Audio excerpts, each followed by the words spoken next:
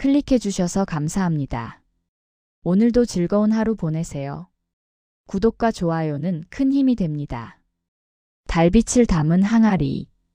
아주 먼 옛날 산과 산이 포개어지고 그 사이로 작은 강이 졸졸 흐르던 산골 마을이 하나 있었습니다. 그 마을 끝자락 가장 외진 언덕 아래에는 낡은 초가집 한 채가 있었지요. 그 집에는 한이라는 어린 소년과 주름진 손이 고운 할머니가 단둘이 살고 있었습니다.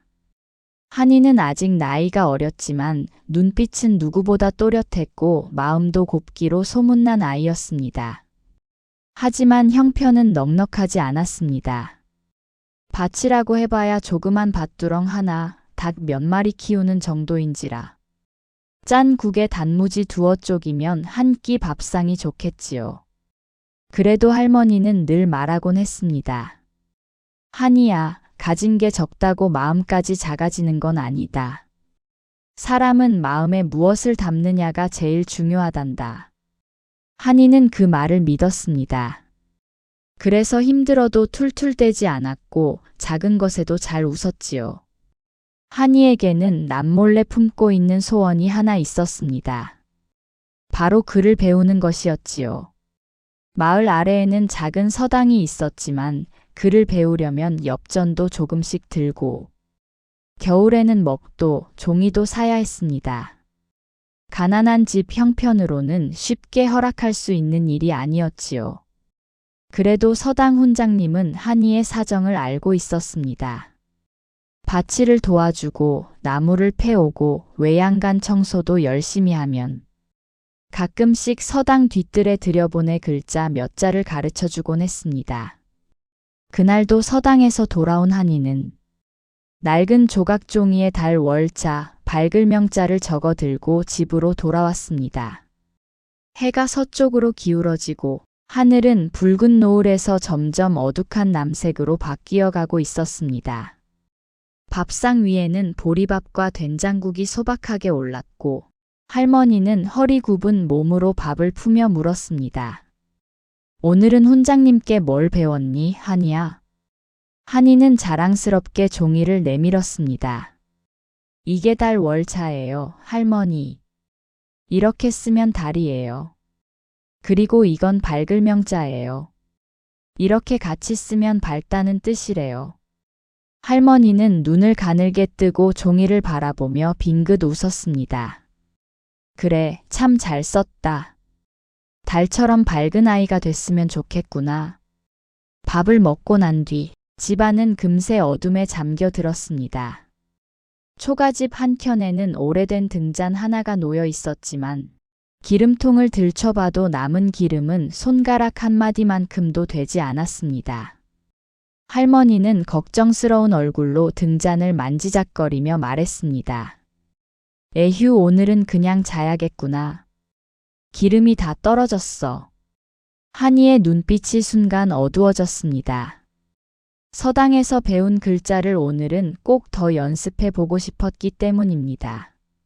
할머니, 오늘 하루만 조금만 더 켜면 안 돼요? 할머니는 한숨을 한번 내쉬고는 부드럽게 말했습니다. 한이야, 우리 집 형편 알지 않니? 이 기름이 다 떨어지면 다음 장날까지는 깜깜한 채로 지내야 해. 내 눈이 더 소중하니까 오늘은 쉬어라. 한이는 더 말하고 싶었지만 입을 꾹 다물었습니다. 그리고 조용히 밖으로 나와 마당에 걸터 앉았습니다. 그날 밤 하늘에는 구름 한 점 없이 둥근 달이 떠 있었습니다. 은빛 달빛은 마당의 장독대 위와 지붕의 볏짚 위, 그리고 마당 끝에 놓인 낡은 항아리들 위에 조용히 내려앉고 있었지요. 한이는 그 풍경을 바라보다 문득 중얼거렸습니다. 달은 저렇게 밝은데? 저 빛을 조금만 담을 수 있으면 좋을 텐데. 그 말과 함께 시선은 마당 한켠의 큰 항아리 하나에 멎었습니다. 할머니가 장을 담가 두는 항아리였지만 마침 그날은 속이 비어 있었습니다. 한이는 무심코 항아리 쪽으로 걸어가 보았습니다. 항아리 안을 들여다보니 달빛이 꼭 물처럼 고여 있는 것 같았습니다. 우와, 진짜 달빛이 안에 모인 것 같네. 한이는 잠시 장난기가 동해 두 손으로 항아리 둘레를 감싸 안고 조용히 말했습니다. 달님, 제 소원 하나만 들어주세요. 저한테 조금만 빛을 나눠주세요. 그래야 제가 공부를 할 수 있어요. 그는 정말로 간절한 마음으로 빌었습니다. 그리고 아무 생각 없이 항아리 뚜껑을 탁 하고 닫았습니다. 그 순간이었지요. 뚜껑 닫힌 항아리 안에서 아주 희고 부드러운 빛이 스르르 새어나오는 느낌이 들었습니다. 한이는 깜짝 놀라 뚜껑을 살짝 열어보았습니다.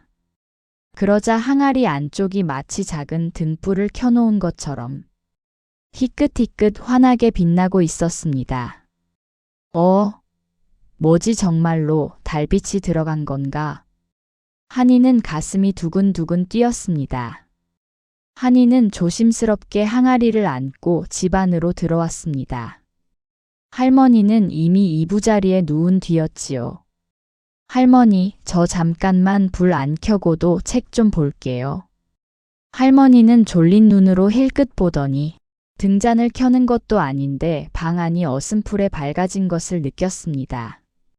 어째서? 불도 안 켰는데? 한이는 작은 상 위에 항아리를 올려놓고 뚜껑을 아주 조금만 열어두었습니다. 그러자 항아리 입구에서 하얗고 부드러운 빛이 새어나와 방 천장과 구석구석을 은은하게 밝혔습니다. 어둠은 물러나고 방 안은 달빛에 물든 것처럼 포근해졌습니다. 한이는 서당에서 얻은 종이와 나무젓가락 같은 붓을 꺼내 조심조심 글자를 써 내려가기 시작했습니다. 달, 월, 밝을명, 달, 월, 밝을명. 할머니는 그 모습을 한참 동안 지켜보았습니다. 초도, 등불도 없이 항아리 하나만으로 방이 이렇게 밝아질 수 있다니. 믿기지 않는 기적이었지요. 한이야, 이게 다 뭐냐? 할머니가 조용히 묻자 한이는 웃으며 말했습니다. 달빛이에요, 할머니. 제가 달님께 빌었더니 항아리 안에 조금 담긴 것 같아요. 할머니는 정답게 웃으며 고개를 끄덕였습니다. 그래. 참말로 신기한 일이구나. 그렇지만 아무리 그래도 늦게까지 보지 말고 눈 나빠지기 전에 자야 한다. 한이는 고개를 끄덕였습니다. 네, 할머니. 조금만 더 쓰고 잘게요. 그날 밤 한이는 오래오래 잊지 못할 만큼 행복한 마음으로 달빛 항아리 아래에서 글자를 익혔습니다. 며칠이 지나자 달빛 항아리에 대한 소문이 조금씩 마을 사람들 사이에 퍼지기 시작했습니다. 어젯밤에 지나가다 보니 한이네 집 방 안이 등불처럼 환하게 빛나더라고. 기름 냄새도 안 나는데 말야. 헛소리 말라우. 그 집이 우리보다 더 가난한데 무슨 등불을 켜나? 등불이 아니고 항아리가 빛난다더군. 처음에는 다들 믿지 않았지만 어느 비 오는 밤 이웃 아주머니가 우산도 없이 비를 맞고 지나가다 한이네 집 문틈으로 새어나오는 희고 포근한 빛을 보고 깜짝 놀랐습니다. 그 아주머니는 다음날 장터에 나가 본 것을 그대로 떠벌렸지요. 내가 두 눈으로 봤어. 초도 아니고 등잔도 아닌데 집안이 달빛처럼 환하더라니까. 그 소문은 장터를 거쳐 사람들의 입에서 입으로 번져나갔습니다. 달빛 항아리는 단순히 방 안을 비추는 것 말고도 놀라운 일을 보여주었습니다. 어느 날 밤 이웃집 아이가 장독대 근처에서 놀다가 엄마의 은장도 작은 칼을 잃어버리는 일이 있었습니다. 아이 엄마는 밤새 장독대 근처를 뒤지고 또 뒤졌지만 칼은 보이지 않았습니다. 다음 날 아침 아이 엄마는 눈물을 글썽이며 한이네 집에 찾아와 말했습니다. 한이야, 내 항아리가 정말 신기하다던데. 혹시 내 칼이 어디 있는지 비춰줘 볼 수 있겠니? 그거 시댁에서 물려받은 거라 잃어버리면 큰일이야. 한이는 어떻게 해야 할지 몰라 잠시 머뭇거렸지만 속으로 조용히 달님에게 되뇌었습니다. 달님, 제발 도와주세요. 이 아주머니가 소중한 걸 잃어버리셨대요. 그리고 항아리를 조심스럽게 안고 아주머니와 함께 장독대 쪽으로 갔습니다. 항아리 뚜껑을 살며시 열자 안에 담긴 빛이 장독대 주변으로 흘러나오듯 비쳤습니다. 그런데 참 이상한 일이 일어났습니다. 빗줄기 하나가 마치 실처럼 가늘게 뻗어나가 장독대 뒤쪽 풀숲 속 한 군데를 콕 집어 비추는 것이었습니다. 아이 엄마가 그곳을 헤집어 보자 정말로 잃어버린 은장도가 거기서 나왔습니다. 어머나 진짜 여기 있었네. 아주머니는 놀라서 손을 덜덜 떨며 한이와 항아리를 번갈아 바라보았습니다. 그날 이후로 사람들은 달빛 항아리가 단지 밝을 뿐 아니라 사람들이 잃어버린 것, 잊어버린 것까지 비춰준다고 믿게 되었지요. 이런 신기한 이야기는 결국 마을 밖으로도 나가게 되었습니다. 장날이면 이웃 마을 사람들까지 장터에 와서 이 소문을 떠들어댔으니 머지않아 관아에 있는 아전 한 사람의 귀에도 들어갔습니다. 자네 그런 이야기 들었나? 산골 마을에 달빛을 담은 항아리가 있다더군. 밤에도 등잔 없이 방을 밝힌다던데 그 말은 계속 위로 올라가 마침내 작은 고을을 다스리던 아전 겸 관리의 귀까지 들어갔습니다. 그 관리는 평소에도 욕심이 많고 조금이라도 신기한 물건이라면 무조건 자기 손에 넣어야 직성이 풀리는 사람이었습니다. 하찮은 마을의 아이가 천지이치를 어지럽히는 물건을 갖고 있다니 그건 내게 어울리는 물건이지 그 아이에게 어울릴 리가 없지. 관리는 부하들을 데리고 한이가 사는 산골 마을로 직접 내려왔습니다. 마을 사람들은 관리를 보자 허리를 굽히며 기를 터 주었습니다. 그러나 속으론 불안했지요. 설마 한이네 항아리 때문에 오신 건가? 관리는 곧장 한이의 초가집으로 향했습니다. 그날 밤 마침 달은 구름 사이에서 얼굴을 내밀고 있었습니다. 한이는 서당에서 배운 글자를 복습하려고 오늘도 항아리 뚜껑을 조금 열어둔 채 책을 보고 있었지요. 그때 문 앞에서 거친 발소리가 들리더니 문이 쾅 하고 열렸습니다. 여기가 그 달빛 항아리를 가진 집이더냐? 관리의 굵은 목소리가 방 안을 가득 메웠습니다. 한이는 깜짝 놀라 자리에서 벌떡 일어났고 할머니는 황급히 몸을 일으켜 절을 올렸습니다. 아이고 관리님, 이런 누추한 곳에 어쩐 일로? 관리의 눈은 이미 항아리에 꽂혀 있었습니다. 달빛이 새어나오는 항아리를 본 그는 눈을 가늘게 뜨고 중얼거렸습니다. 저것이로군. 한이는 본능적으로 항아리를 감싸 안았습니다. 이건 제 거예요. 달님께 빌어서 겨우 얻은 거예요. 그러나 관리는 코웃음을 쳤습니다. 하찮은 아이가 어찌 하늘의 물건을 쓰느냐. 이런 귀한 물건은 고을을 다스리는 이가 갖고 백성을 위해 써야 마땅하다. 어서 내놔라. 한이는 고개를 세차게 저었습니다. 안 됩니다. 이건 저와 할머니에게 꼭 필요한 빛이에요. 기름이 없어도 공부할 수 있게 해주는 빛이에요. 관리의 이마에 주름이 깊게 잡혔습니다. 감히 명을 거역하겠다는 것이냐? 관리가 손짓하자 부하 둘이 앞으로 나와 한이에게서 항아리를 억지로 빼앗았습니다. 할머니는 떨리는 목소리로 애원했습니다. 관리님, 제발 그러지 마시고. 그건 이 아이가 밤에 글을 보려고 하는 거지. 허튼데 쓰지 않습니다. 그러나 관리의 귀에는 그 말이 모래알처럼 흩어질 뿐이었습니다. 천지의 이치를 거스른 물건은 하찮은 집에 둘 수 없다. 이건 내가 가져가겠다. 그리하여 달빛 항아리는 한이의 품을 떠나 관리의 수레 위에 실려가고 말았습니다. 달빛 항아리가 사라진 그날 밤, 이상하게도 하늘의 달은 짙은 구름 뒤로 숨어버렸습니다. 그 다음 날 밤도, 또 그 다음 날 밤도 다른 모습을 드러내지 않았습니다. 논길을 걷는 사람들은 앞을 잘 보지 못해 여러 번 넘어졌고, 강가로 나무를 하러 가던 이웃은 발을 헛디뎌 물에 빠질 뻔하기도 했습니다. 병에 걸린 노인은 밤마다 통증에 시달리며 뒤척였지만 방 안은 너무 어두워 손에 쥔 약이라도 제대로 볼 수가 없었습니다. 사람들은 한숨을 쉬며 말했습니다.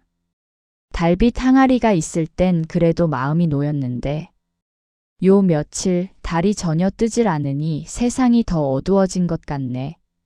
한이와 할머니의 집 역시 다시 깜깜한 밤으로 돌아갔습니다. 할머니는 조용히 기도하듯 말했습니다. 한이야, 너무 마음 썩이지 마라. 욕심내는 사람 손에 간 빛은 언젠가 꺼지게 마련이다.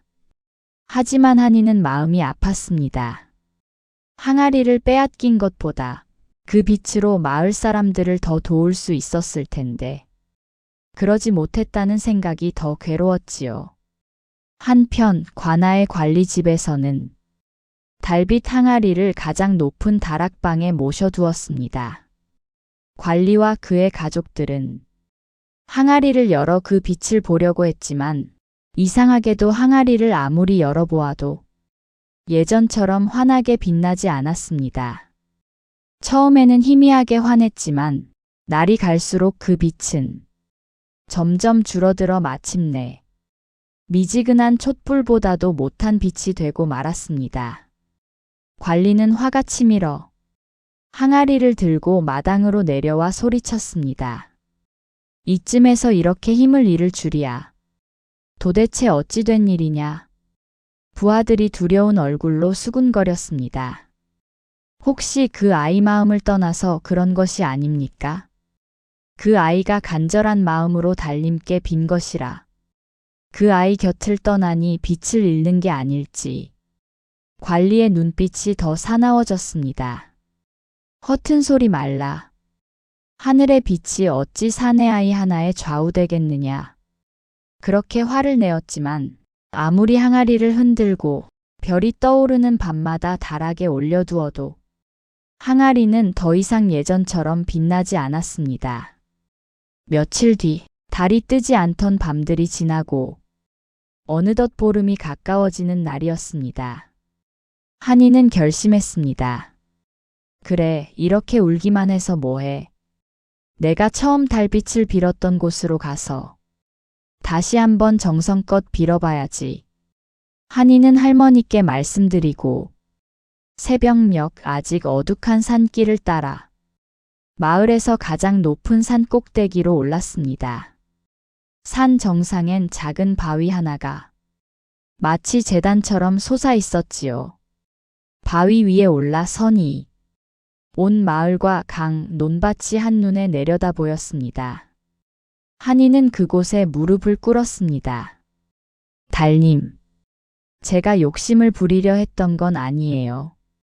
그저 공부를 하고 싶었고, 어두운 밤길을 밝히고 싶었고, 잃어버린 것을 찾아주는데 도움이 되고 싶었어요. 한이는 천천히 숨을 고르며 가슴 깊은 곳에 있던 말을 꺼냈습니다. 항아리는 제 것이 아니어도 괜찮아요. 다만 빛이 욕심 많은 사람 손에 묶여 아무도 도울 수 없다면 그게 너무 슬퍼요. 부디 달님이 보시기에 가장 좋은 곳으로 그 빛을 돌려보내주세요. 한이의 두 손은 차가운 바위 위에 포개져 있었고 무릎은 돌부리에 다소 아팠지만 그는 오랫동안 일어나지 않았습니다. 그렇게 한참을 빌고 있는데 갑자기 구름 사이로 희미한 달빛 한 줄기가 스며들기 시작했습니다. 처음엔 아주 가늘어 마치 실오라기 같았지만 점점 굵어지더니 마침내 산 꼭대기 바위 위를 환하게 비추었습니다. 한이는 눈을 감은 채 따뜻한 빛의 기운을 온몸으로 느꼈습니다. 그 시각 관아 관리의 집 다락방에서도 기묘한 일이 벌어졌습니다. 햇빛도 등불도 없는 다락방 한가운데 놓인 달빛 항아리가 갑자기 부르르 떨리더니 가느다란 빗줄기를 뿜어냈습니다. 항아리는 점점 밝아지더니 마침내 허공으로 퉁 하고 떠오르더니 닫힌 창문 틈 사이로 번개처럼 빠져나가 하늘을 향해 솟구쳤습니다. 관리와 부하들이 뒤늦게 그 모습을 보고 손을 뻗어 붙잡으려 했지만 항아리는 이미 달빛에 녹아 멀리 날아가고 있었습니다. 한이가 무릎 꿇고 있던 산 꼭대기 위로 빛나는 무언가가 천천히 내려오기 시작했습니다. 바로 그 달빛 항아리였습니다. 항아리는 바위 위에 살짝 내려앉더니 마치 오랫동안 주인을 기다렸다는 듯 나직한 빛을 내뿜고 있었습니다. 한이는 놀라서 손을 입에 대고 눈을 크게 뜨더니 조심스레 항아리를 안았습니다. 정말 돌아왔구나. 그 순간 항아리 안에서 부드럽고 포근한 빛이 일렁이며 한이의 얼굴, 옷깃, 그 뒤에 산길까지 따뜻하게 비추었습니다. 그리고 이상하게도 마을 아래쪽 어두웠던 골목과 논두렁에도 어디선가 달빛이 스며들기 시작했습니다. 구름 뒤에 숨어 있던 달은 마침내 둥근 얼굴을 드러냈습니다. 그날 밤부터 마을은 다시 빛을 되찾았습니다. 길을 걷는 이들은 발밑을 좀 더 또렷이 볼 수 있게 되었고 논에 물을 대러 나가는 농부들도 이를 덜 걱정하게 되었습니다. 병든 노인의 방에도 창문을 통해 달빛이 들어와 서늘하지만 편안한 기운을 더해 주었습니다. 마을 사람들은 서로 수군거렸습니다. 달빛 항아리가 다시 돌아왔다더라. 그런데 이번에는 한이가 혼자 쓰는 게 아니라 마을 어두운 데를 먼저 비춘다더군. 실제로 한이는 항아리를 자기 방에만 두지 않았습니다. 누군가 다쳤다는 소식이 들리면 항아리를 들고 그 집으로 달려갔고, 밤길이 무섭다는 아이가 있으면 그 아이 집 마루 위에 항아리를 올려두고 돌아왔지요. 사람들은 말했습니다. 아이가 어른보다 낫네. 관리한테 빼앗겼다가 겨우 돌아온 물건인데도 자기 혼자 꽁꽁 숨겨 쓰질 않으니 말이다. 관리는 그 뒤로 마을에 내려오지 않았습니다. 달빛 항아리가 허공으로 떠올라 사라지던 날을 떠올리면 지금도 등골이 오싹해진다며 다시는 마음에도 없는 욕심을 부리지 않겠다고 스스로 다짐했다는 말도 돌았습니다. 시간이 흘러 한이는 점점 자라 마을에서도 손꼽히는 총각이 되었습니다. 서당 훈장님은 그의 밝은 눈빛과 꾸준한 노력을 아깝게 여겨 그를 더 배우게 했고, 훗날에는 고을에서 서류를 쓰고 사람들의 억울한 사정을 적어 올리는 일을 맡게 되었습니다. 밤이 깊어지고 사람들이 모두 잠든 뒤에도 한이는 한동안 등잔 대신 달빛 항아리 아래에서 글을 읽거나 누군가를 돕기 위한 글을 쓰곤 했습니다. 그럴 때마다 항아리는 예전처럼 부드럽게 빛났습니다. 어느 날 한이는 항아리를 바라보며 어릴 적 자신을 떠올렸습니다.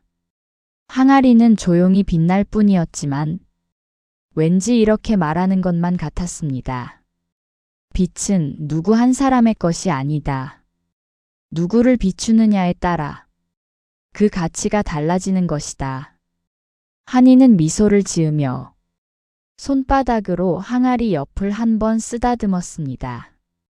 세월이 더 흘러 한이가 넓은 세상으로 나아간 뒤에도 마을 사람들은 가끔씩 이렇게 서로에게 들려주었습니다. 우리 마을에는 옛날 달빛을 담은 항아리가 있었다지. 그걸 갖고 있던 아이가 바로 한이었어. 기름 한 방울 없는 집에서 달빛으로 눈을 밝히던 아이였지. 그리고 끝맺음은 늘 같았습니다. 달빛이 왜 그 아이에게 가 닿았겠니? 마음이 맑은 사람에게만. 빛이 머무는 법이니까 그렇지. 그래서일까요? 그 뒤로도 그 마을 사람들은 어려운 일을 겪을 때마다 소리 내지 않고 조용히 달을 올려다보며 이렇게 속삭이곤 했습니다. 달님, 제 마음을 어둡지 않게 해주세요.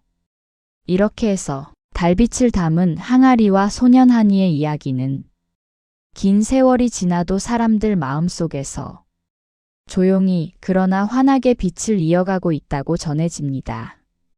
이것이 바로 옛날 옛적 어느 산골 마을에서 일어났다는 달빛을 담은 항아리의 이야기입니다. 아주 먼 옛날 깊은 산 아래 작은 시골 마을에 은돌이라는 소년이 살고 있었습니다. 은돌이는 부모를 어린 나이에 잃고 누나와 단둘이 지내며 가진 것은 비록 많지 않았으나 늘 부지런하고 온순한 성품을 가진 아이였습니다. 마을 사람들은 말하곤 했습니다. 저 아이는 하루가 다르게 커가네. 특히 글 읽는 걸 그렇게 좋아한다더군. 가난했지만 은돌이는 서당에 다니며 글을 배우는 것을 무엇보다 좋아했습니다. 그에게 공부란 힘든 세상 속에서 유일하게 미래를 밝히는 등불과도 같았지요. 은돌이네 집은 늘 생계가 빠듯했습니다. 낮에는 누나는 품을 팔아 돈을 벌고 은돌이는 밭일과 집안일을 도왔습니다. 그러다 저녁이면 은돌이는 서당에서 배운 글을 다시 읽고 싶어 책을 펼치곤 했지만 문제는 등불이었습니다. 초가집에 놓인 작은 등잔은 기름이 너무 적어 밤을 좀 밝히면 금세 연기를 내뿜으며 꺼져버렸습니다. 그날 밤도 그랬습니다.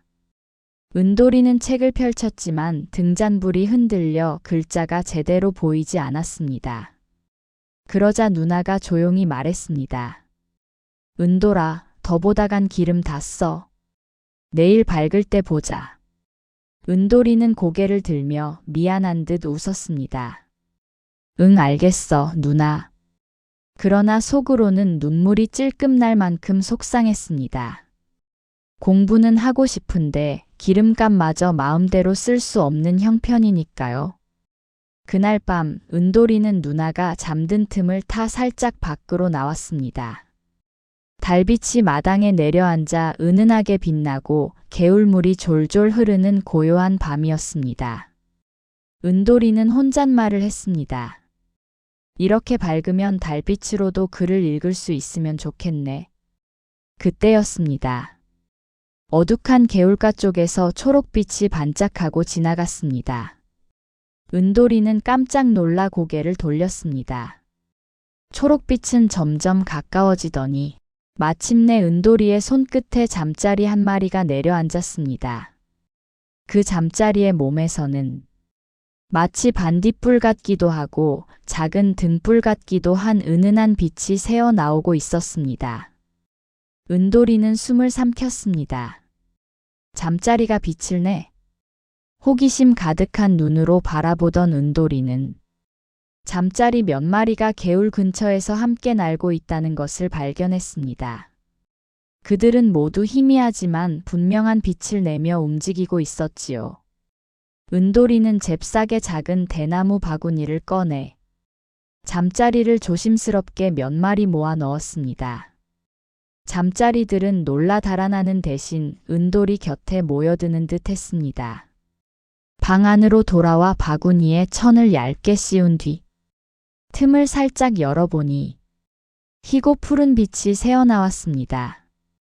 은돌이는 놀라 자리에서 벌떡 일어났습니다. 정말 빛이 나. 그 빛은 등불처럼 밝진 않았지만 책의 글자를 읽기엔 충분했습니다. 그날 밤 은돌이는 한 번도 하지 못했던 기름 없이도 하는 밤 공부를 처음으로 해냈습니다. 누나가 깨어나 바구니를 보고 놀라 말했습니다. 이게 다 뭐야? 잠자리가 이렇게 빛을 낸다고? 은돌이는 눈을 반짝이며 답했습니다. 응. 내가 직접 잡았어. 이 빛이면 공부할 수 있어. 누나는 신기해하면서도 은돌이가 그렇게 기뻐하는 모습을 보고 더 말리지 않았습니다. 그날 이후 은돌이는 매일 잠자리를 불러 모았습니다. 희한하게도 다른 아이들이 잠자리를 잡아오면 빛을 내지 않았는데 은돌이가 잡아오면 언제나 부드러운 푸른빛을 내었지요. 서당 선생님도 은돌이가 잠자리 등불로 공부한다는 말을 듣고는 무척 기특해하며 말했습니다. 공부란 마음이 밝아야 비로소 눈앞도 밝아지는 법이다. 내 마음이 밝으니 잠자리도 그 빛을 내는 게야. 하지만 사람들 중엔 이를 미신이라며 잠자리를 괴롭게 하는 게 아니냐고 말하는 이들도 있었습니다. 그러나 은돌이는 잠자리를 함부로 대하지 않았습니다. 밤이 끝나면 꼭 놓아주었고 바구니 안에서도 손바닥으로 쓰다듬듯 살짝 천을 흔들어 잠자리들이 놀라지 않게 했습니다. 잠자리들도 유독 은돌이 곁에선 도망가지 않고 편안히 날갯짓하는 듯 했습니다. 어느 날 밤 마을에 장대비가 내렸습니다. 번개가 치고 천둥이 울리는 무서운 날이었지요. 은돌이와 누나는 지붕 새는 곳마다 대야를 놓느라 분주했습니다. 그러나 갑자기 누나가 외쳤습니다. 은돌아, 등잔이 젖었어. 당장 불이 꺼지겠어. 정말 등잔은 물을 맞아 이미 절반 꺼져 있었습니다. 비바람 때문에 불씨를 살릴 방법이 없었습니다. 그런데 그 순간 창가 쪽에서 초록빛이 흔들리며 들어왔습니다. 문틈 사이로 비를 피해 들어온 잠자리 수십 마리가 마치 한 덩어리가 된 듯 집안을 밝히고 있었습니다. 은돌이와 누난 동시에 입을 막았습니다. 잠자리가 우리 집으로 온 거야? 잠자리는 은돌이의 책상 위, 젖어버린 등잔 곁, 천장 아래까지 한 곳에 모여 자그마한 등불처럼 집안을 비추었습니다. 폭우의 밤, 잠자리의 빛은 작은 집을 감싸 세상에서 가장 포근하고 따뜻한 불빛이 되었습니다. 며칠 뒤 이 신기한 이야기는 마을을 넘어 관아의 관리 귀에까지 들어갔습니다. 관리는 은돌이를 직접 만나보고 싶다며 집을 찾아왔습니다. 정말 잠자리로 방을 밝힌다 하더냐? 그 모습을 내가 직접 보고자 하노라. 은돌이는 바구니를 열었지만 잠자리들은 평소보다 빛을 약하게 내고 있었습니다. 은돌이는 마음속으로 조용히 말했습니다. 걱정하지 마. 괜찮아. 너희가 놀라지 않게 할게. 그 마음이 전해졌는지 잠자리들은 천천히 날갯짓하며 작은 불빛을 켜기 시작했습니다. 방 안은 서늘한 푸른 빛으로 차올랐습니다. 관리는 감탄하며 말했습니다. 이 아이는 가난해도 마음이 맑고 정성이 깊도다. 이런 아이는 장차 큰 그릇이 될 것이다. 그 말 이후 은돌이는 서당에서도 더욱 인정받게 되었고 마을 사람들은 그를 기특하게 바라보았습니다. 어느새 가을이 깊던 날, 은돌이는 잠자리를 바라보며 혼잣말을 했습니다. 너희가 빛을 내는 건 혹시 나 때문에 그런 걸까? 잠자리 바구니 안에서 잠자리들이 살포시 날개를 펼쳤습니다. 그리고 순간 방 안이 마치 별빛이 쏟아진 것처럼 환하게 빛났습니다. 은돌이는 놀라 손을 얹으며 말했습니다. 고마워, 정말 고마워.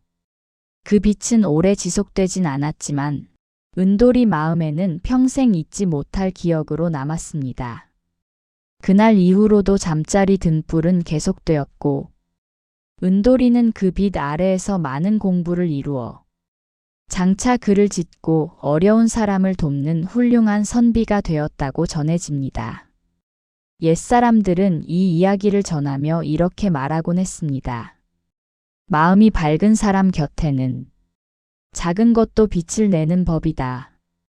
은돌이에게 잠자리가 빛을 낸 것은 신기한 기적이기도 했지만 그보다 그의 정성, 성실함, 순한 마음이 주변까지 밝게 만든 것이라 여겼습니다. 이것이 바로 오래도록 전해 내려오는 잠자리 등화라는 옛이야기입니다.